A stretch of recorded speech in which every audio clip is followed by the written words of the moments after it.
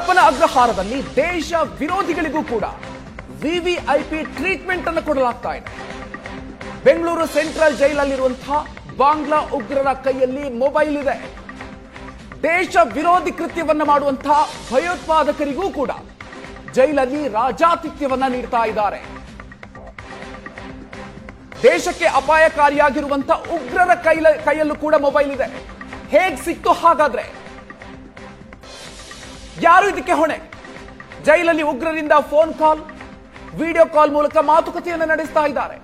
ಜೈಲಿನಿಂದಲೇ ಉಗ್ರ ಚಟುವಟಿಕೆಯನ್ನ ಮಾಡ್ತಾ ಇದ್ದಾರೆ. ಹಾಗಾದ್ರೆ ಬಂಧಿತ ಭಯೋತ್ಪಾದಕರು, ಅದಕ್ಕೆ ಸಂಬಂಧಪಟ್ಟಂತ ಎಲ್ಲಾ ವ್ಯವಸ್ಥೆಗಳನ್ನ ಕೂಡ ಮಾಡಿಕೊಡಲಾಗಿದೆ. ಉಗ್ರ ಕೃತ್ಯವನ್ನ ಮಾಡಿ ಜೈಲು ಸೇರಿದವರಿಗೆ ಬೆಂಗಳೂರಿನಲ್ಲಿ ಅದ್ದೂರಿ ವ್ಯವಸ್ಥೆಯನ್ನ ಮಾಡಿಕೊಟ್ಟಿರೋದು ನೀವು ದೃಶ್ಯಗಳನ್ನ ಗಮನಿಸ್ತಾ ಇದ್ದೀರಿ.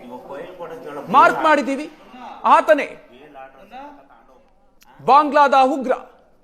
ದೇಶಕ್ಕೆ ಅಪಾಯಕಾರಿಯಾಗಿರುವಂತಹ ವ್ಯಕ್ತಿಯ ಕೈಯಲ್ಲಿ ಮೊಬೈಲ್ ಇರೋದನ್ನು ಗಮನಿಸ್ತಾ ಇದ್ದೀರಿ.